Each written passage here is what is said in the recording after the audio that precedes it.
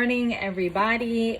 It is Tuesday, July 28th, 2020, and we're going to be asking Spirit for a card today, a focus of intention. And this is not a reading.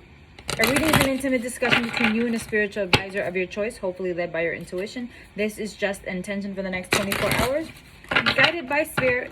And the card of the day is going to be coming from the Shamans Oracle deck by...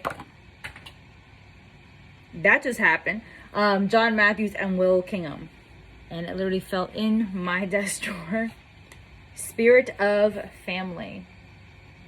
And it's kind of crazy because even in my household this morning, we have a little hiccup going on with our animals, and our animals are our family. But this card says Spirit of family. And if you're able to see all the images on this stone, I love this. So let's see what the Shamans Oracle deck has to say about spirit of family.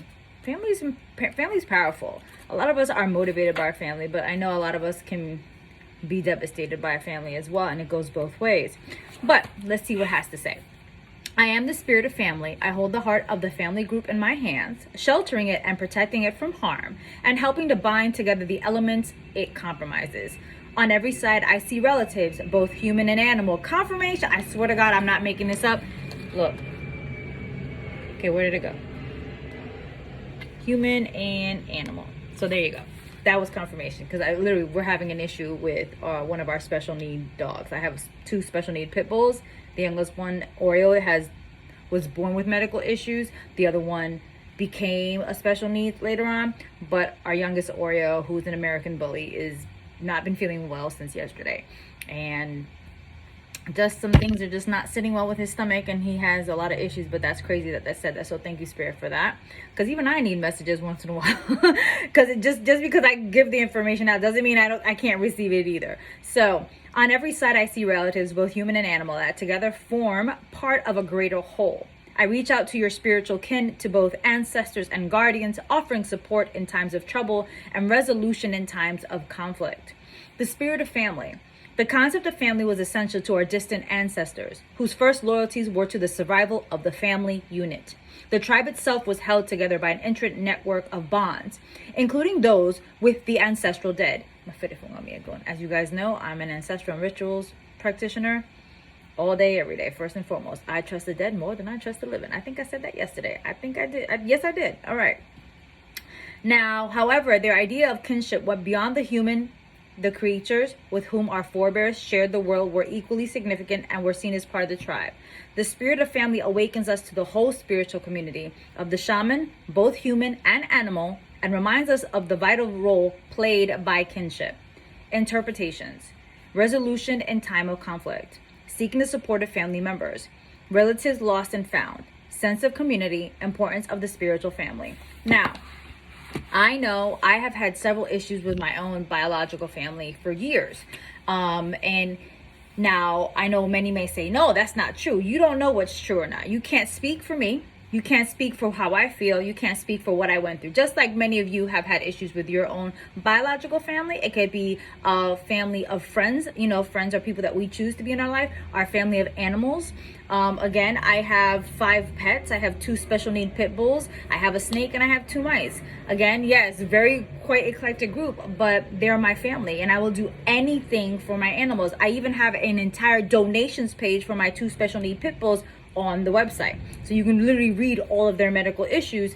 And people throughout the years, my community, have donated to us time and time again. When it came to those dogs being hospitalized, they've both been hospitalized for about 6 times in the last 2 to 3 years now. 3 years. So do you see what I'm saying? Like, my family doesn't consist of just those connected to me by blood, because love and loyalty runs deeper than blood. Sometimes I'm gonna be honest with you, my kids will tell you I give so much love to my animals because they automatically know something's up with me without speaking to me. They just come up to me and just sit there, and they take my energy.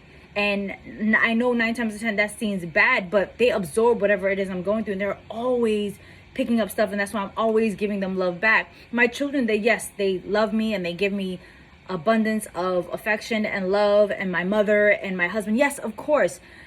But when it comes to spirit of family, even when we're far apart, we're not in the same vicinity, we can feel when someone is off with one another. Now, when it comes to conflicts within your own family unit, are you willing to go above and beyond to repair those relationships? Or do you feel obligated you have to do so? For example, I was very severed from my biological father, and there is no shame in that, and there is no hiding that. I have no strong loyalties when it comes to my father. He wasn't a good father. He pretty much didn't want me, and he made that very clear. He even told me that he tried to convince my mother to have an abortion. Just because I love who he is, without him, I wouldn't physically be here. I don't like his behavior. Even though he's dead and he's passed on, he's crossed over, we've had that relationship through forever. And even when I tried to resolve things with my father, he would turn it on me like, but you don't know what I went through. And I'm not blaming him or trying to do this whole thing about my father. But just because you love someone in your family doesn't mean you have to like them. Just letting you guys know. You can love their spirit, but you do not have to like their ego, the way they behave, the way they talk to you, and the way they act. So again, if you can resolve some things, great. But you can always agree to disagree. There's just some things there is no resolution to. There's just some things you can't come back from. But you can learn the information, what you need to learn, and move forward. You may not like what's happening. You may not understand it at this point. You will later on.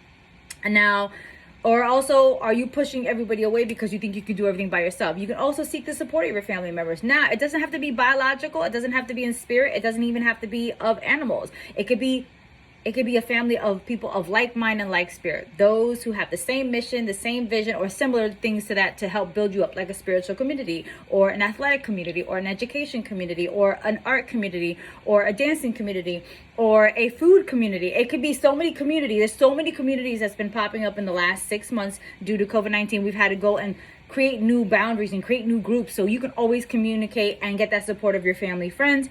And if you want to reconnect with those who you love, do that, but make sure you're doing it because you want to, not because you're being forced to do so. But also your spiritual family, your divine team, your masters, your teachers, your loved ones, your creators, the entities, the saints, the Orishas, the Loas, the power animals, the elemental beings, whatever that is for you. Make sure you connect with them because they're always there for you. I hope this resonates with you. I hope this helped. Make sure you tap into. You're not by yourself. You can always come through. So with that being said, if it doesn't apply, then let it fly. All my information and all my content is trademark, copyright, and registered with the United States government. Please do not try to duplicate this content without permission. If so, you will be subject to legal recourse as directed by my legal team. And if you want to work with me, make sure you follow your intuition working with any spiritual advisor. Even that means you do not work with me. Your intuition will guide you to who, what, when, where, and how to work with those spiritual practitioners. Love you guys so much. Talk to y'all tomorrow.